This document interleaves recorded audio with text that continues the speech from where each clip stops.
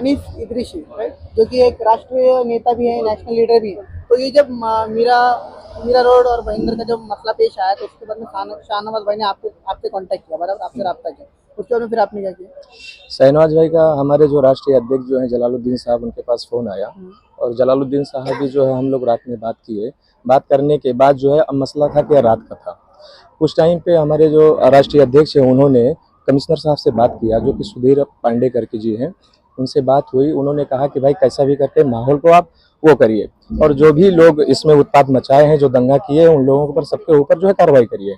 उसके बाद जब दूसरे दिन यानी सुबह जब हुआ तो वहाँ पर हम लोग खुद गए और जाने के बाद जो है वहाँ के सीनियर ऑफिसर से मिलने की कोशिश किए, लेकिन माहौल इतना गर्म था कि सीनियर ऑफिसर पुलिस स्टेशन में नहीं थे। तो वहाँ जो कंसर्न अधिकारी थे उनसे हमारी बात हुई और भी जो हमारे साथ में टीम थी।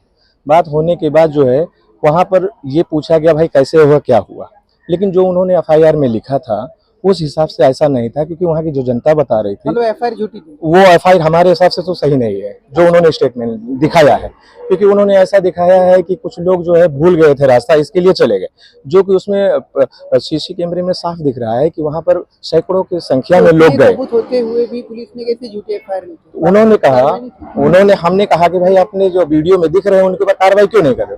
तो उन्होंने कहा कि भाई इन लोग बाहर के लोग हैं। तो हमने कहा कि भाई बाहर के लोगों के ऊपर क्या एफआईआर नहीं होता है? आप अननोन पर्सन करके जो है आप एफआईआर लीजिए और वीडियो के हिसाब से आप अरेस्टिंग करिए। तो वो बोलते हैं दूसरे के एरिया के हैं और दूसरे जगह पर ये एफआईआर होगा, दूसरे पुलिस स्टेशन में। हमने कहा आपने एक तरफ का पुलिस स्टेशन में एफआईआर लिए हैं, तो आप अगर वो दूसरा पुलिस स्टेशन में आता है, दंगा तो यही है, तो आप ऐसा करिए कि उसको 0 एफआईआर करके कंसर्न जो भी पुलिस स्टेशन वहां पर भेज दीजिए।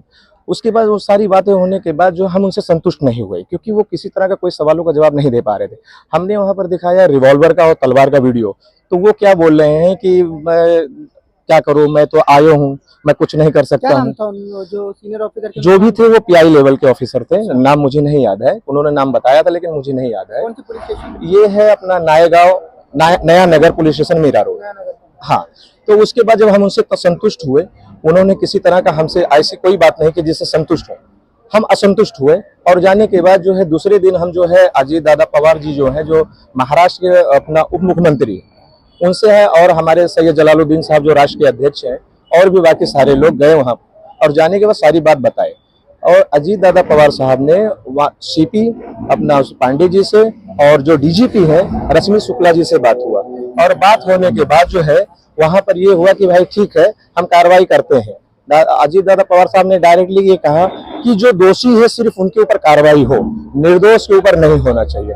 फिर एक डेलीगेशन हम लोग का भेजे और जाके कमिश्नर साहब से मिले। मिलने के बाद हमने सारे वीडियो दिखाए, सारे चीज दिखाए, और उन्होंने जो है हमको आश्वासन दिया कि हम इस पे कार्रवाई करते हैं। जो थे उसमें अभी तक वो पकड़े गए या नहीं?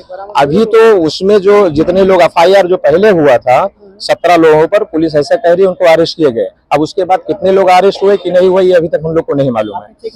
नहीं, इसके बारे में हम जानने की कोशिश करते हैं लेकिन किसी तरह का कोई जवाब नहीं मिलता है। जवाब नहीं।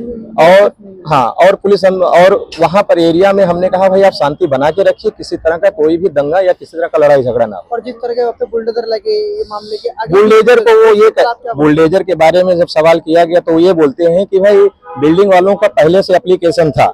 तो उस पे ये सवाल हमने किया कि भाई आपका यही समय था जबकि शहर में दंगा भड़का हुआ है, तो इसी टाइम पे आपको कार्रवाई करना था। आप कार्रवाई जो है थोड़े दिन के बाद कर सकते थे या इससे पहले कर सकते थे, क्योंकि उनका कहना है कि एप्लीकेशन ज्यादा दिन से आ रहा है। तो उसको पहले क्यों नहीं एप्लीकेशन पे जो है कार्रवाई हुआ? आखिर जब माहौल गर्म था, गर्म होने के बाद जो है वहां पर एक लीडर को बुलाए, नीतीश राणे जी गए वहां पर। नीतीश राणे जी पर स्पेशली मैंने कहा कि इनके ऊपर एफआईआर हो, क्योंकि वहां पर ऑलरेडी जो है दंगा भड़का हुआ है, उनके पास किसी तरह का कोई परमिशन नहीं है, और बगैर परमिशन के हजारों की संख्या में उन्होंने वहां पर जो है रैली निकाला और भड़काऊ भाषण दिया। उन्होंने अपने ट्विटर पे भी लिखा कि हम घर में घुस घुस के मारेंगे। वहां पर एक कोई लोकल जो है जैन करके वो है विधायक है, वो ये कहती है कि हमको 5 मिनट का टाइम दे दो। तो कहने का मतलब ये भी तो कानून का उल्लंघन है, वो भी तो इसके दायरे में आते हैं। हमारी मांग है इन सबके ऊपर एफआईआर हो। तो आगे आपकी क्या स्ट्रेटेजी रहेगी? अभी यही है कि जो है वहाँ माहौल शांति रहे और वहाँ पर लोग अमन और चैन के साथ रहे, और बाकी जो जितने भी दोषी हैं सबके ऊपर कार्रवाई हो। बहुत अच्छी मुलाकात रही आपसे, मुझे बहुत अच्छा लगा। देखते रहिए खादी एक्सप्रेस।